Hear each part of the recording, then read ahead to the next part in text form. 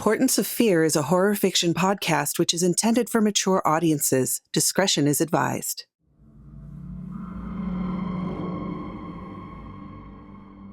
Welcome, Fearlings, to another weird and horrifying tale made just for you. I am your host, Michulhu, and I'll be your guide into the macabre and mysterious. In tonight's story, we learn what power really is in The Best Friend. Before we get started, take a moment to like, subscribe, and ring that notification bell so you don't miss a single terrifying story. White neon blazed off white-tiled walls. Even when Zoe closed her eyes, she saw the light. The straitjacket did its job well, biting into her soft skin as she tried to break free. There was no breaking free. The first day, she screamed till her throat turned to desert. The second day, she had no strength. She hadn't been fed. Finally, a tube dropped down and water flowed from it. She thought about drowning in it, but something kept her going. The room was almost freezing, and she drenched herself in water while drinking. Goosebumps popped up on her pale skin, and her teeth chattered. The call of nature came, and she cried for someone, anyone, to let her the hell out of this room. The lights flashed in a bizarre sequence, and she passed out. When she woke, she was in her bathtub at home. Soft jazz played from the next room, and her golden retriever watched with worried eyes. "Obo, how did I get here?" The dog whimpered, wagging his tail. Pulling the plug, she got out of the tub and dried off. The front door closed. "Honey, I have returned," David called as he walked through the front door. Obo ran out to greet him. Zoe wrapped herself in her towel and walked out. "Hello, my love. How was your day?" Zoe asked. Obo received the proper amount of attention before letting the two humans interact. "Long but productive. And yours?" He kissed her on the cheek, setting his briefcase down on the bar stool. "Strange, actually. I had a dream, I think. I guess it was more of a nightmare. I was in a white room with these really bright lights for days. It was awful. I woke up in the tub. Must have dozed off." "Should we call Dr. Fernando?" he asked with a concerned look on his face. "No, I don't think we need to. I took my meds. Just a bad dream, I'm sure. Obo was with me." "Yeah, but you were in a tub full of water. I just don't—" She took his hand. "That's not going to happen again, I promise. I still think you should call the doctor tomorrow." "Okay, I will. Now, why don't we get some dinner? I'm starving." Suddenly she was strapped to a table. Two figures bathed in black shadow loomed over her. A light shined behind them like divine wrath. She wanted to scream, but she was gagged. One figure picked up a blade and sliced her belly open. The other thing revealed its giant hand covered with small mouths complete with teeth. It slid this dreadful hand into her stomach. The mouths began to gnaw on her organs. She felt it all. Tears rained from her eyes. No matter how much she tried to twist or turn, she couldn't break free. "Zoe, are you all right?" Dr. Walker asked. He looked over his Coke bottle glasses at her. His desk made him look like a kid. Confused, she peered down at herself. She was sitting in her therapist's office in a blue dress. She ran her hand over her stomach. Everything felt fine. How long have I been here?" "We've been talking for the past 20 minutes. You stopped speaking mid-sentence a second ago. You were recounting your nightmare. You said it was a white cell with bright lights. They gave you water from a big tube. I was just back there. This time it was an operating room. I had a gag in my mouth, and they cut my stomach open. One of them had mouths in his hand and put it in the incision. It was terrifying." "What's the last thing you remember before this vision?" "Talking with David about getting dinner, Obo at my feet waiting for more attention. Then I was in the operating room. I don't remember speaking with you at all or how I got here." She could still feel the restraints and the gag in her mouth. "This is very concerning. I think the best course of action is to run some tests so we can nail it down." Zoe trembled at the thought of being in a hospital.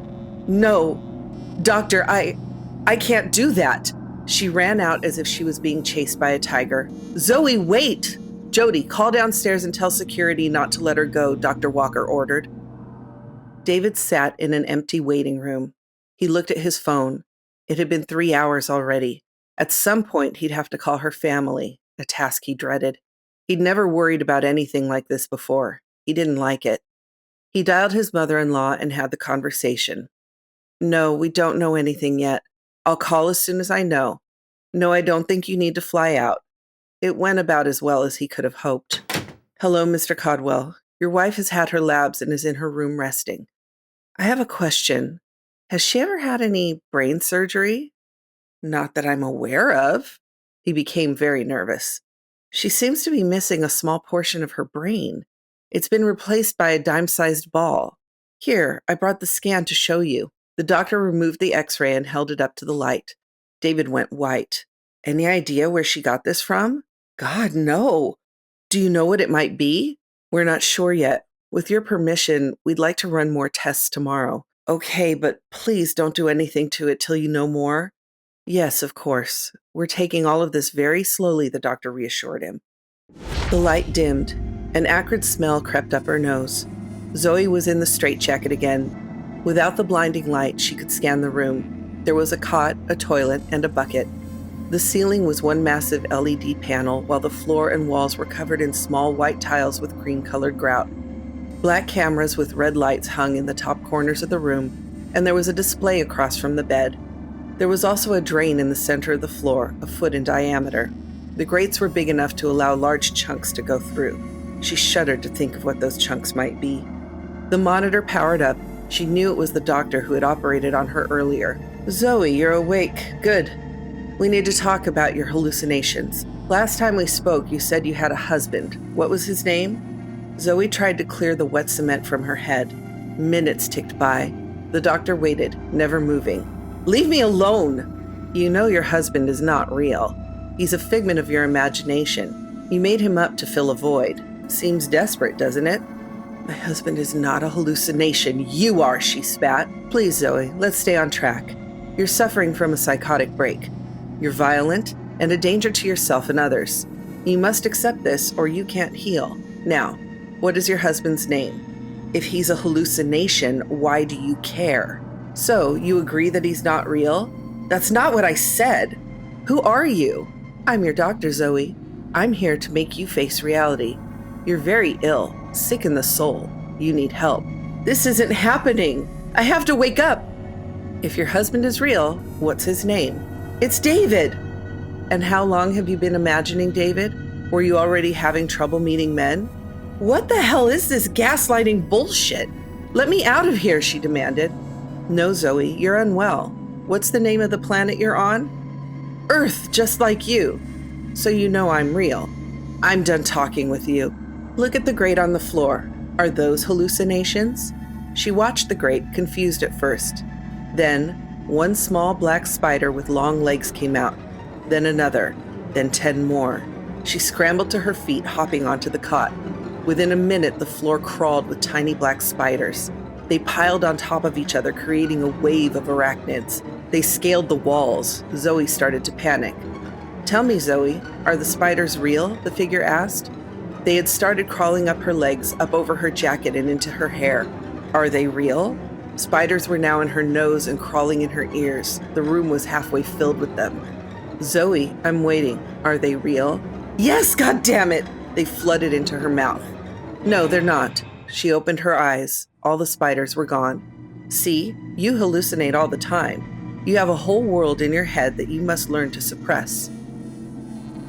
Yeah, but they were real. Maybe I am losing my mind. Right. This is exactly what you're doing.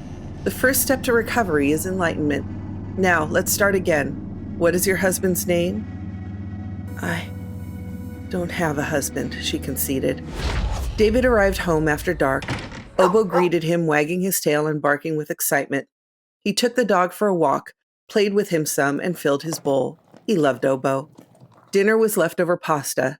He sat eating while Obo stood a few feet away, full from his own dinner, but hoping for human food. He got a couple of noodles for his trouble. After dinner, David turned on the TV and waited for instructions. Zoe appeared on screen, asleep in her hospital bed. When the clock hit 9 p.m., his instructions started to scroll across the bottom of the screen. It was a bit shocking. He hadn't thought they would move so fast with the experiment. Something must be going wrong. He grabbed a pen, jotted down the new orders, and turned the TV off. The dog whimpered, but he had to go. He scratched Obo's head and headed out. David sat in his aging sedan and tapped the coordinates into his phone. The location wasn't far. He still couldn't wrap his head around it. Why did the timetable change, he thought. There was only one way to find out. He arrived after midnight. The dirt road terminated at a chain held up between two posts. He ignored the no parking sign and turned off the car. He'd have to walk the rest of the way. The woods were alive with sounds. The trees let moonlight fall between them while the wind rustled their leaves. It would be peaceful if David wasn't anxious about the experiment. A figure appeared in front of him next to an old oak. He approached with caution. Agent 8996, report your findings on being the husband. Tests on this human are fascinating. The social behaviors are decided on by the group that you are in. David is an account manager at a bank. His job dictates not only how much money he receives, but his social clout within friend groups. Economic success is very important to these people. In regards to being a husband, I've done my best to follow the concerned mate model, but I fear I may be too cold at times. Zoe seems satisfied with the lovemaking, but unsatisfied that I do not do the chores she would like me to do. I bring home more money, so I do not think I should have to wash dishes. This is a classic husband and wife dynamic from what our research tells us. What about the Zoe unit? We know she is being held in a medical facility. The humans have found the hollow chip as you feared. They plan to remove it. I will admit this scares me for her health on a husband level. Being part of David has allowed me to feel his emotions. He cares greatly for his friends and family. They must not be allowed to remove the chip. Our tests on the wife are not complete. You must use David to forbid such actions and take her out of the facility. Then we can finish testing and terminate the project. I didn't realize we needed to retire these subjects. I thought they would have their brains wiped, David stated. No, we've tried that before with humans. It's not always reliable. Protocol demands the test subjects be terminated. We can't do that, he protested. Why? Have you become compromised by these emotions you are studying? No, it's just... Who will care for Obo? David inquired. Who is an Obo? It's their dog, a pet. Why did you not report on Obo before this? The dark figure asked. I didn't think we'd have to terminate these test subjects, so it wasn't an issue. I guess I was hoping for a different outcome. Pets are non-humans that are cared for by humans. They provide copious amounts of love and companionship. Most humans see pets as their children. Obo is what the humans call a good boy. The dark figure pondered all this information. The night air had gotten colder, tussling the leaves with a chilly reminder that fall had arrived. Obo has impressed you so much that you worry about his future without the test subjects. Interesting. It is clear that this experiment has become too dangerous. You're clearly compromised. You will terminate the wife and this pet after you get her home from the hospital. Make sure to remove her chip. It should look like David murdered her, so the authorities will go after him. Then return to your ship. Once you return to base, we will debrief you. We must protect the mission. There has to be another way. No, you've let yourself get attached to lesser beings. You must face punishment. But he's not a lesser being in their eyes. Or mine, David snapped. Enough. Carry out your orders or we will have no choice but to send you to the mines of Pluto. David recoiled. That might as well be a death sentence. Fine. I will do what must be done. Good. We wouldn't want to lose such an experienced field agent. Get Zoe out of the hospital, terminate her and the dog, get to your ship, swap bodies, and leave David to take the blame. No one will believe a madman raving about aliens in his mind. You have 24 hours. The figure faded away, leaving David alone. Obo sat next to the door as he always did. It had felt like days since he saw his human. The pup jumped up for pets. David looked into the golden retriever's eyes. I'm so sorry, boy. I can't do this, he realized. David ran into the basement and rummaged through his alien gear. Obo followed. Every field agent had basic chip removal tools for the end of the mission. He would usually knock them out, and they would never know what happened. This time would have to be different. He combed through several items, picking what he thought would help. Then he packed a bag for Zoe, human David, and Obo. As he left the house, he thought about what this would mean, but he saw no other way. Zoe's eyes opened to see David standing over her hospital bed. Fear quickly seized her. You're not real! This isn't real! She tried to melt into the bed. I'm real. You must listen to me. You're in trouble. We need to go. There's a chip in your brain that needs to come out, David said. He knew her mind was trapped between two realities. They had pushed the experiment too far. Zoe flailed, trying to ward him off. He tried to grab her arms, but a fist found his jaw and he stumbled back. She clawed at her IV, tearing the needle out. The sedatives made the world move at half speed. David lurched forward to try again. He put his hands out. Please listen, we don't have a lot of time. We have to remove the chip. My people were testing you, trying to see how much mental torture humans could take. They want to kill you, your husband, and Obo. We must run. She stopped trying to hit him. They told me you weren't real. I can see the cell and you at the same time, like an overlay. Your husband is real, but he hasn't been in control of his own mind for the past 6 months. I was ordered to live as a man trying to help his wife through a hard time to see what emotions I could learn about. I've learned about fear, helplessness, anger, and so much more. He witnessed it all but couldn't stop any of it. But now that the chip has been discovered, they want you all dead to cover things up. I'm supposed to trust you? You're not even real, are you? You say you are, but how the hell do I know? David met you at a roller derby. You were skating and broke your arm. He was the one doing first aid, and you two struck up a conversation. He made you laugh even though your arm hurt. You started dating, and he was at every match you participated in from then on. He asked you to marry him 2 years later at a retro arcade in front of your favorite game, Galaga. You said yes, but only if he could beat you. 3 months later, he did, and you took the ring. He was cool with you not wanting kids, even though he always thought he'd have them. He brought home Obo as a puppy for your birthday 3 years ago. All of your life with him, even this right now, is real. The cell, the spiders, the light, those are alien holograms designed to test your brain. We have to get that chip out. David loves you every minute of every day. He's screaming inside my head right now, desperate to get out and save you, but he can't. I'm the only one that can make sure you get away from my people unscathed. Please, let me help you. Okay, get me unhooked and pass me my pants. By this point, it was 3 a.m. As they left the hospital, she noticed everyone was asleep and the cameras had been disconnected. What did you do? Don't worry, they're fine. I got rid of every record that you were brought in. The doctors and nurses will swear there was a woman in your room, but with no proof, the memory will fade. She nodded and followed him out. Zoe squished her face into Obo's when she got to the car. David got in and pulled out a small bottle. Drink this. It'll keep them from tracking us or taking your consciousness back to the cell until I can remove the chip. She did as she was told. It was a mix of battery acid and sewer water with a wet garbage aftertaste. She gagged. What the Christ? That was terrible. Sorry, I had to throw it together fast. No time for R&D. Don't throw up, he said right before they headed out. The car sped away. He drove north for an hour through pine forest hills till they reached the freeway. They grabbed muffins, coffee, and a pup cup at the crack of dawn and kept driving. The trees gave way to brush, which gave way to flat plains of towering grass in all directions. Zoe kept her eyes open, worried that even a second of sleep would take her back to the cell again, but she didn't talk. Neither did he.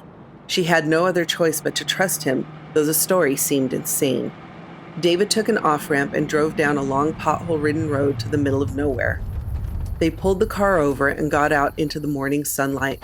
They had driven for 4 hours.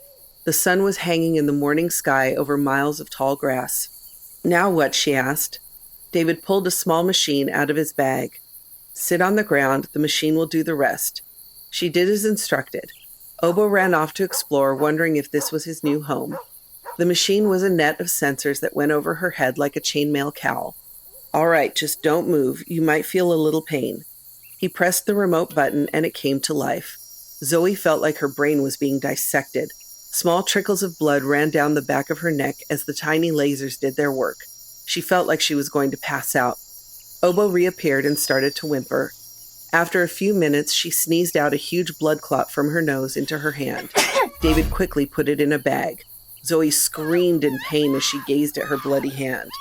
That's what you call a little pain? Obo had retreated back into the grass and watched, not sure what was happening. Sorry, I forgot how weak humans are. Wet nap?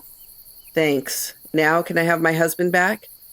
Yes, but first I need to load up my ship. Can't leave anything behind. Not after the whole microwave issue. When I'm done, I'll go on my ship, switch bodies, and David will return to you. Wait, your people helped us create the microwave? No, I'm just trying what you call a joke. I see. Where is your ship? She asked. He tapped his watch, and it appeared 30 feet away, hovering just above the grass. It was silver, small, and circular, like a classic UFO. Why does it look like an old school UFO? My people enjoy the American alien retro vibe. He loaded all the gear onto his craft. How many of you are there? She asked. You mean on Earth? There are thousands of us, and hundreds of tests are happening all the time. Since the 50s? No, for the past 11 years. You're thinking of the Greys. They are much worse than we are. Are your people planning to invade? Yes, but I'll do my best to stop it. All right, I'm going to go on the ship now. Your David will be back in a moment. He knows everything that has happened. You'll need to hide for a while. I put a suitcase of cash and some new IDs in the back of the car to help. Sell the house covertly if you must, but never go back. How did you do all that in such a short time? I can make any document with my agent's bag of tricks. Hide for at least 2 years. They will have moved on by then, especially since I'm giving them the chip. What will they do to you? They'll execute me for treason, but I'll do my best to be a voice for Earth until that happens. I might get lucky. They might listen. You're going to sacrifice yourself for humans? That's amazing. No, I couldn't care less about humanity, but I needed to make sure Obo would be safe. He knelt down and gave the pup one last pet. I'll miss you, Obo. He stood and looked at a shocked Zoe. Goodbye, Zoe, and good luck. He pressed the button that transported him onto his ship. A moment later, David returned, free from the aliens' control. The craft rose slowly and then shot off into space. They all watched in wonder. Are you all right, honey? She put her hands on both sides of her husband's face. He smiled. I am now. Did Obo just save the world? The dog ran over and put his front paws on David's leg. Yeah, he did. Who's a good boy? Obo saved his humans. What treats would you get this powerhouse pup? Be sure to let us know in the comments. If you like this Portents of Fear tale, consider joining our Patreon. There's a link in the description below. Want more horrific stories? Click on one of our other episodes on your screen now. Good night, Fearlings. Sleep well, if you can.